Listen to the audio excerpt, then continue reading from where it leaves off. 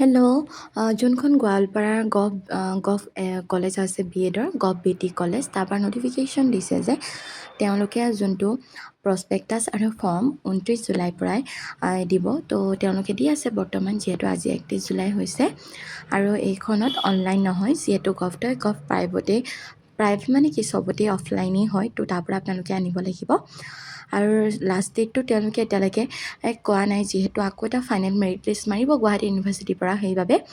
আৰু মেৰিট লিষ্টটো তেওঁলোকৰ কলেজৰ যোনটো বৰ্ড থাকিব, ন'টিছ বৰ্ড, তাতে আপোনালোকৰ দিব। তাৰপিছতে ডেট আৰু কাউন্সেলিং এইবোৰ চব অৰিজিনেল ডকুমেণ্ট তাত ভেৰিফাই কৰিব আৰু তাতে আপোনালোকে যেতিয়া এডমিশ্যন ল'ব যাব, তাতে আপোনালোকে নিজে চাব লাগিব, বেলেগ গ'লে নহ'ব। আৰু বাকী কি ডকুমেণ্ট লাগিব তাতে দিছে, তো আপোনালোকে চাই ল'ব। আৰু কলেজ আছে, মই আপোনালোকক জনাম অতি সোনকালে। কিছুমানৰ ওলাইছে আৰু প্ৰায় 4 তাৰিখৰ পাছতেই হ'ব, যিহেতু ফাইনেল মেৰিট লিষ্ট আগষ্টৰ 4 তাৰিখে মাৰিব।